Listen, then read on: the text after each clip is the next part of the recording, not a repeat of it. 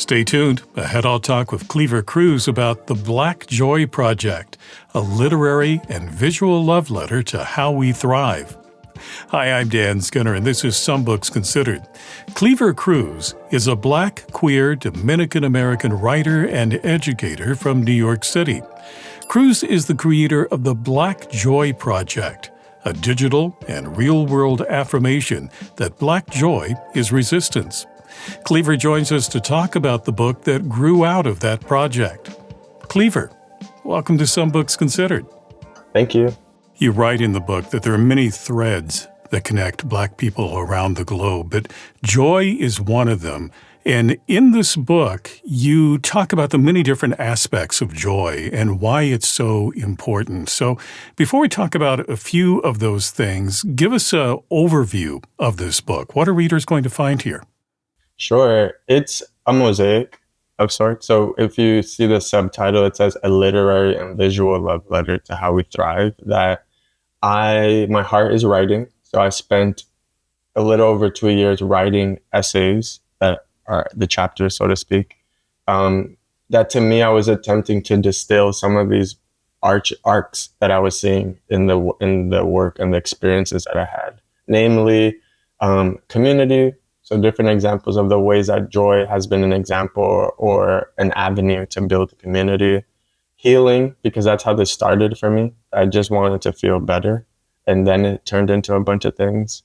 My favorite chapter is the 6th chapter, which is called We Can Be Like Moss. That is about nature and the ways that nature or our understanding of the natural world is both a way to evoke or experience joy, but also, like I was saying, around this larger idea of justice, of if we can shift our relationship to anything that is alive, that's the opportunity to see each other as humans, regardless of race and those types of things. But if we continue to disrespect the planet, that actually is inhibiting our ability to connect with each other as humans.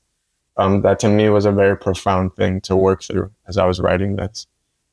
There's a chapter called Yes And, which borrows from the acting skill of being able to improvise and accepting things as they are and then building on top of it. That to me, which I didn't create the idea, but I very much relate to it, of that type of skill or lens is something that people can really relate to. And that maybe we don't always describe it that way, but it is. And so there's my writing. There's 3 pieces of writing that I commissioned from folks outside of myself. So there's one writer, Munganyende, who she is Rwandan and she grew up in the Netherlands.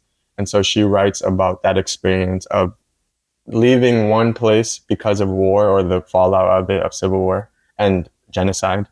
And then what was her experience as a Black woman in Europe and traveling also through Europe and parts of Northern Africa. There's a Zimbabwean poet who has been living in Australia for a little over a decade. And so she wrote a poem about her relationship to the indigenous Black people of Australia and what does it mean for her as a Black African woman to be there. And then the last piece is from a South African lawyer and literary podcast host who writes about what does Black queer joy look like in the context of South Africa. And then threaded throughout the visual love letter is that there's over 100 pieces of art in the book. Some of them are archival from the US Library of Congress because I'm a nerd and I like to research that type of stuff.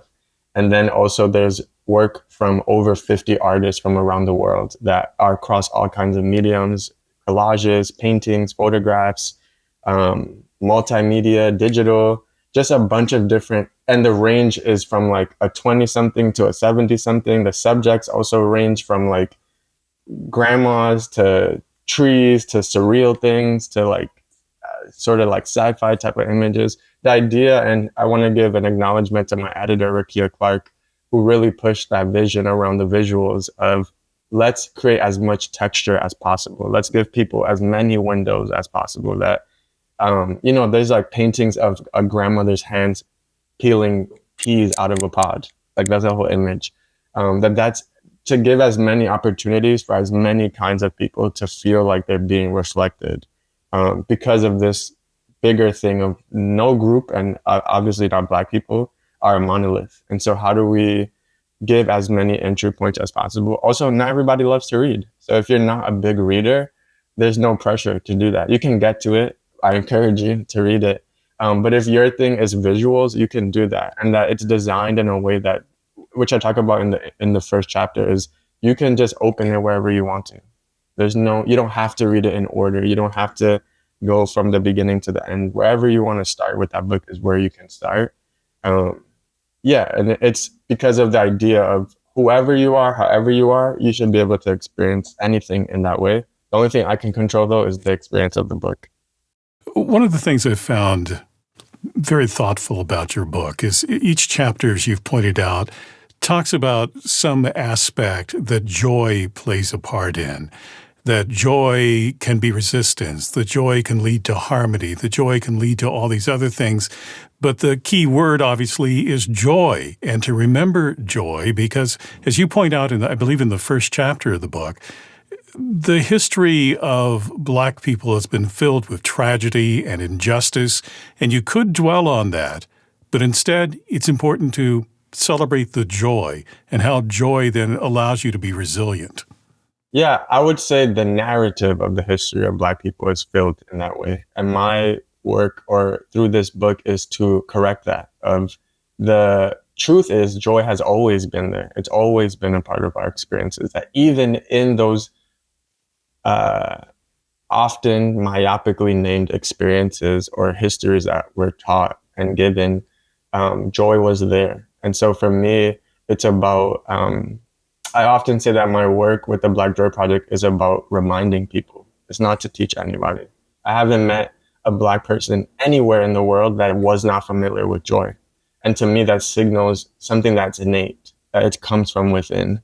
And that the Black Joy Project, or this book in particular, is to remind people of that. It's not to instruct, it's not to teach, it's to remind people and to give language where possible, if necessary.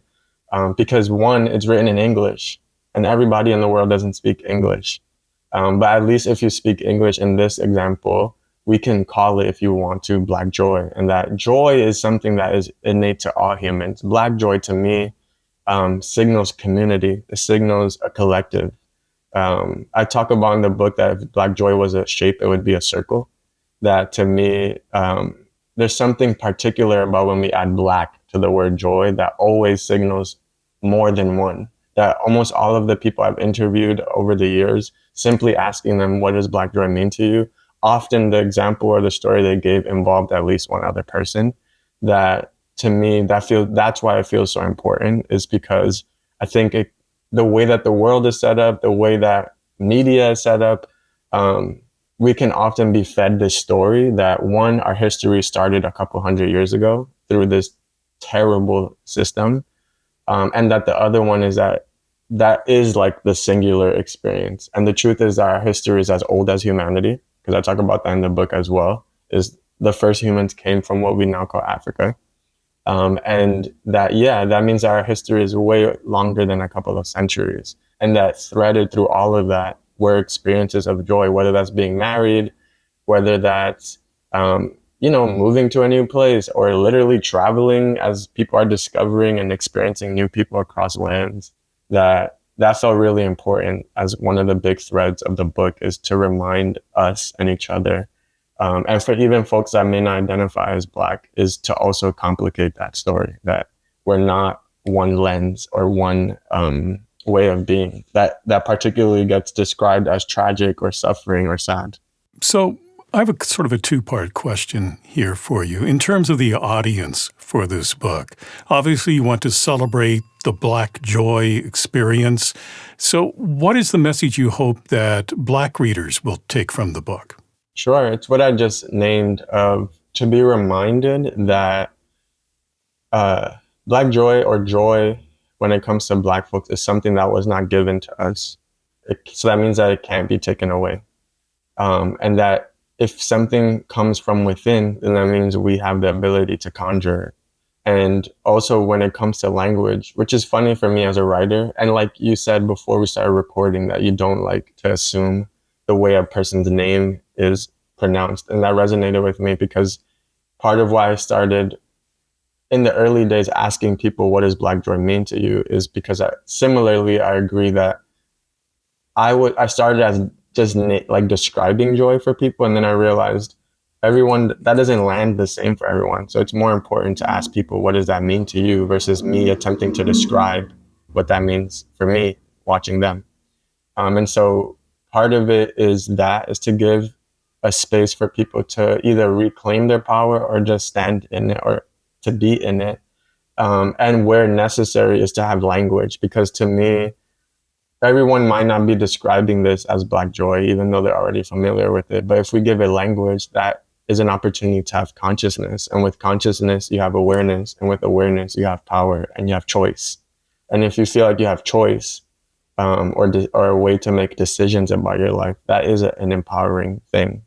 And that if we're talking about this world that is set up for the demise of Black folks or whoever gets deemed of darker or browner skin, then this is an opportunity to remind people that that's not the way it has to be. And that's something I talk a lot about in the book, is imagination and the importance of that, of not just understanding the world as it is now, but being able to be creatively, radically imaginative, to create this world that doesn't exist yet. And that, to me, Black joy is a practice of that imagination, that in the act of, or the experience of, we're moving towards, however small or big, we're moving towards this other world that is possible. That in that world, for me, which I talk about in the conclusion of the book, is I'm not just thinking about the revolutions, so to speak, but the world after it, because we have to think that far ahead. In that world, for me, I want us to be healed as much as possible. That joy is not this exceptional thing or this sensational thing, that it's actually a part of our lives in a very real way.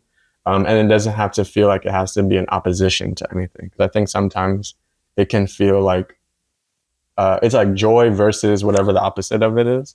And what would it look like in this other world where it's not the opposite of something? It's just a part of our experience, a standard in our experience. The second part of my question about audience for this book is, what do you hope that non-Black readers will take from the book? I think that there's still, like you were describing, that the truth of the matter is, what I'm describing is an element of joy. So I, as a writer, I believe the more particular a story is, the more universal it becomes. And so by focusing on a group of people's joy, it can be an opportunity to understand it, period, of the experience of joy. And that also, I hope, as I was saying earlier, it complicates folks' understanding. That I continually, whether it's in the book or outside of it, say that my belief is, if there's, I don't know what the number is, millions and millions of Black people in the world, then there's that many ways to experience joy. And for that matter, there's that many ways to be Black. And I think the human mind, naturally, psychologically, we tend to oversimplify things for the ease of processing. And that hopefully this book is an opportunity to be given so many ways to understand something that they can connect, or at least, at the very least, understand in a new way the complexity of our experiences. That it shouldn't feel like you figured anything out. I really want readers to have more questions after the book. That I'm giving so many pieces of like books and history and all of these different things. I hope some of the nerds out there like me will either pause in the middle of the book to go figure out what is happening, what is this person talking about, or at least afterwards be willing to go to a library or figure out how to buy some of these books to read them, or maybe even literally travel to these places to see what I'm talking about. I'm a curious person. So I want any type of reader, regardless of whether you're Black or not, is to leave the book feeling more curious of what are these things that Kleaver wrote about, or that these artists are talking about. And even with that, is I really wanted people to discover new artists. Some of the artists, very well known in the book. Others are just getting started in their journey as artists, as professional artists. And, the way that the world is set up is, if you're not in the Western realm of things, you tend to not get as much attention. So hopefully there's also people researching all of these other artists that don't live in Europe or in the US or the Western Hemisphere, but go look at one of the amazing artists that has been doing work in Australia or in Kenya or in Ghana or in Nigeria.